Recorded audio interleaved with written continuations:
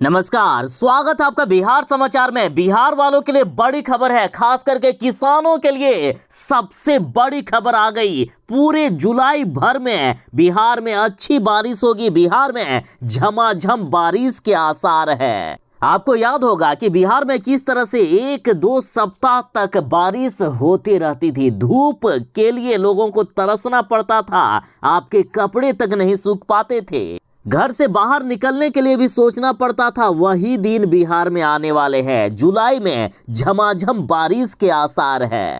बिहार में आज से ही बारिश की शुरुआत हो गई है। कई जिलों में झमाझम बारिश शुरू भी हो गई है और आज से जो बिहार में बारिश शुरू हुई है ना, वो पूरे जुलाई भर चलने वाली है। जिन किसानों के खेत सूखे पड़े हैं, अब तक धान के बीज भी नहीं लगाए गए हैं, या जिन किसानों ने यदि धान के बिचड़े उपजा भी लिए हैं और वे पीले पड़ गए थे, तो उन सभी को राहत मिलेगी। साथ ही धान की खेती भी अब हो पाएगी। बिहार में सिर्फ बारिश ही नहीं बल्कि तेज वज्रपात और आंधी तूफान को लेकर भी अलर्ट जारी कर दिया गया है। और आज पटना में भी तेज बारिश देखी गई। कई घंटों तक लगातार बारिश हुई, जिससे न सिर्फ गर्मी से राहत मिली बल्कि खेतों में भी पानी लगा।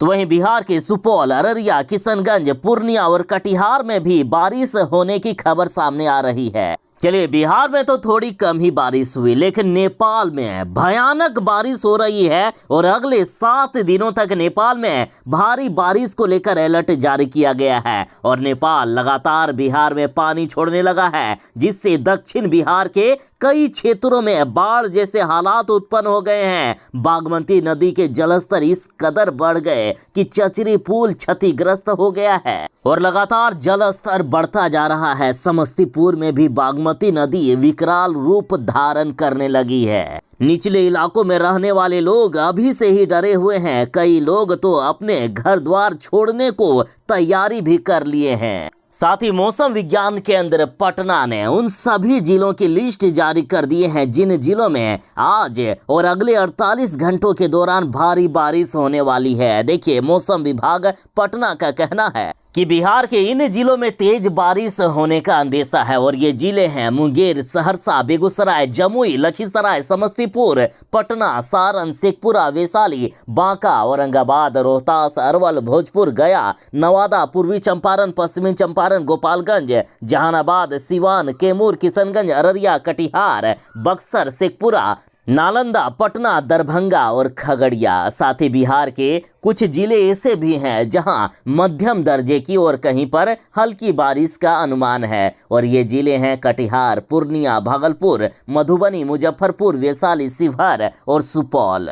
और जैसे कि हम बात कर रहे थे, पूरे बिहार में मानसून पहुंच गया है। बिहार में झमाझम बारिश होने वाली है। तो वहीं बिहार के कुछ जिले ऐसे भी हैं जहां अभी से ही बाढ़ का खतरा मंडराने लगा है, क्योंकि नेपाल में भारी बारिश हो रही है। बारिश रुकने का नाम नहीं ले रही है। नेपाल और तराई क्षेत्रों में भारी बारिश के कारण बिहार की कई नदियां उफान पर है। बागमती नदी का भी जलस्तर काफी ज्यादा बढ़ गया है। तो वहीं कोसी सीमांचल में भी नदियों का जलस्तर बढ़ गया है। कई इलाकों में बन गए हैं बाढ़ जैसे हालात। कटिहार, किशनगंज, पूर्णिया, सुपौल, भागलपुर, मुजफ्फरपुर समेत कई जिलों में नदियों के जलस्तर बढ़ने से स्थानीय लोगों की परेशानियां बढ़ने लगी है। सीमांचल में नदियों का जलस्तर बढ़ा तो नाव पर सवार होकर एसएसबी जवान पेट्रोलिंग कर रहे हैं। वहीं निचले क्षेत्र के लोग अब पलायन की तैयारी में लग गए हैं। बाढ़ का प्रकोप हर साल बिहार के इन क्षेत्रों के लोगों की परेशानी को बढ़ाता रहता है। साथ ही खबर है कि नूना नदी का भी जलस्तर लगातार बढ़ने लगा है। अभी से ही खेत खलिहान में पानी जमा होने लगे हैं। किसानों की फसलें बर्बाद होने का अभी से ही संकट मंडराने लगा है। नेपाल में भारी बारिश होने की वजह से और नेपाल द्वारा लगातार पानी बिहार में छोड़े जाने की वजह से अचानक बढ़ते जलस्तर से लोग परेशान हो गए हैं। तो इधर पूर्णिया से खबर है कि पूर्णिया में महानंदा व कनकई नदी भी बरपा रही है कटाव का कहर। बता दें कि पूर्णिया के बायसी अनुमंडल के 3 प्रखंडों जैसे बायसी, बैसा और अमोर के तटवर्ती गांवों में नदियों के जलस्तर में वृद्धि के कारण लोग डरे हुए हैं। जलस्तर में वृद्धि के साथ साथ बाढ़ की आशंका के बीच नदियां कटाव का कहर बरपा रही है। महानंदा नदी के किनारे बसे गांवों की भी चिंता बढ़ती जा रही है। बिहार भारत का सबसे अधिक बाढ़ से ग्रस्त राज्य है।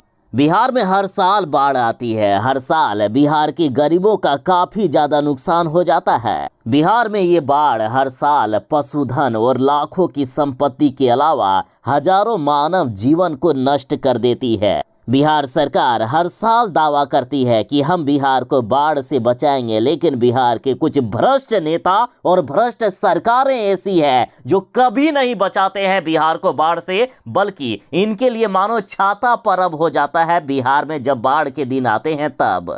बिहार में बाढ़ के दिनों में हर साल गरीब त्राहिमाम करते हैं। गरीब घर से बेघर हो जाते हैं। कई गरीबों के घर द्वार सब बह जाते हैं। साल भर जो बिहार के गरीब कमाते हैं ना, जो बाढ़ ग्रस्त इलाकों में रहते हैं, उनका सब कुछ तबाह हो जाता है। फिर से वहीं से शुरुआत होती है। और बिहार में जो भी सरकार बनती है वो चाहती है कि बिहार के गरीब गरीब ही रहे, और इसलिए ये लोग कुछ भी सुधार नहीं करते हैं ताकि इनको ठग के फिर से वोट लूटा जा सके। नहीं तो आज तक बिहार में इतनी सरकारें बनी, क्यों नहीं बाढ़ को रोका गया है। और देख लीजिएगा, इस बार भी बिहार की जनता का सरकार पर एक जरा भी भरोसा नहीं है। सरकार कहती है ना कि बिहार को इस बार बाढ़ में नहीं डूबने दिया जाएगा, लेकिन सरकार के सारे दावे हर साल की तरह इस साल भी फेल होने वाले हैं, क्योंकि बिहार के जो भ्रष्ट नेता लोग हैं ना, वो लोग साल भर इंतजार करते हैं कि कब आएगा बिहार में बाढ़ के दिन कि हमारी मोटी कमाई हो पाएगी। और जहां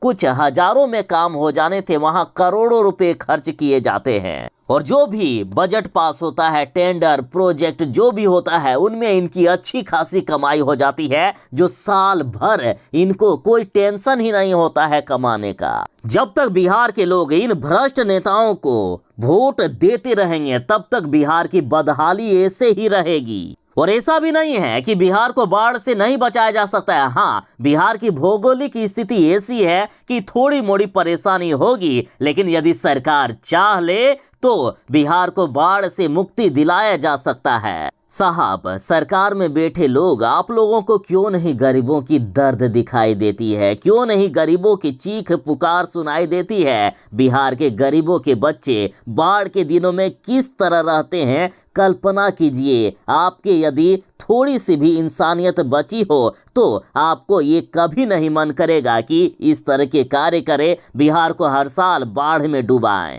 कई घरों में तो चूल्हा तक नहीं जल पाता है, घर डूबे रहते हैं। एक चौकी में पूरा परिवार रहता है, चारों तरफ पानी ही पानी। किसी तरह से बच्चों का पेट भरा जाता है और अपने भूखे रहते हैं बिहार के गरीब लोग। जानवरों को, मवेशियों को खिलाने के लिए चारा नहीं होता है। 2-3 किलोमीटर दूर जाकर किसी तरह से उनको जिंदा रखने के लिए थोड़े मोड़े खाना लेकर आते हैं गरीब लोग। रोजगार, रोजी रोटी सब कुछ मारी जाती है। साल भर जो कमाया वो बिहार में बाढ़ के दिनों में सब कुछ खत्म हो जाता है। आखिर कब तक बिहार वालों के साथ ऐसा अन्याय होता रहेगा? आखिर क्या एक भी सरकार बिहार में नहीं आएगी जो बिहार को बाढ़ से मुक्ति दिलाएगी? अभी के जमाने में हर असंभव कार्य अब संभव होता जा रहा है। लोग चंद्रमा में भी जा रहे हैं, लेकिन बिहार को बाढ़ से मुक्ति दिलाने के लिए यदि बात करें ना, तो वहीं का वहीं बिहार है जहां पहले था। एक तरह हम आधुनिक भारत की बात करते हैं, आधुनिक बिहार की बात करते हैं, लेकिन क्या यही आधुनिक बिहार है? यही आधुनिक भारत है? मोदी जी, आप तो कम से कम देखिए ना कि आपके देश में किस तरह के कार्य हो रहे हैं।